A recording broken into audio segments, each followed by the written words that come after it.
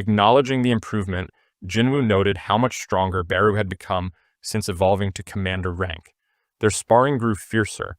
Beru's pace quickened, his strikes harder, more desperate. But no matter how relentless the assault, Jin-Woo danced through it all, using the session to test both Beru's evolution and his own current limits. Then came Jin-Woo's counterattack.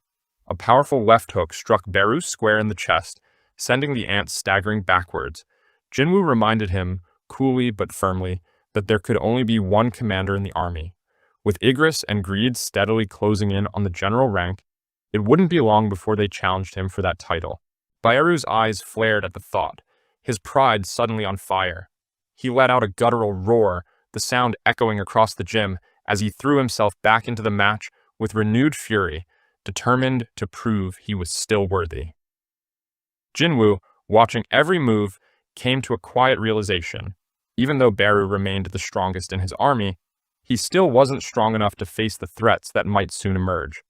The sparring session neared its end as Jin-Woo delivered a final blow, sending Beru flying across the gym. The summon crashed into the far wall with a thud that shook the room. Slumped against the cracked surface, Beru raised his head slowly, awestruck, and once again acknowledged the vast power of his king.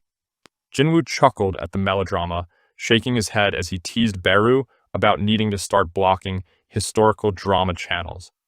Beru, flustered and saddened by the thought, looked up at him with pleading eyes, silently begging him not to take them away.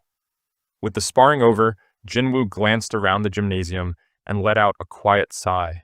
The place was wrecked. Pulling out his phone, he called the chairman, casually explaining the situation and offering to have his ant shadow soldiers handle the repairs. On the other side of the city, in a high-rise hotel in Seoul, Thomas Andre stood by the window as he gazed at the colossal gate looming over the skyline. Its eerie presence dominated the heavens, casting a shadow that reached even here. Beside him, Laura, his ever-loyal assistant, stood quietly. She couldn't help but wonder why, with evacuation protocols already in motion and international flights grounded, Thomas had chosen to remain. Thomas simply said he was drawn to the power emanating from that gate. There was no fear in him, only a deep, primal intrigue. Something about the unknown beyond that rift called to him. It wasn't something he could control, nor something he could claim, and that made it all the more irresistible. For Thomas, there was no reason to turn back now.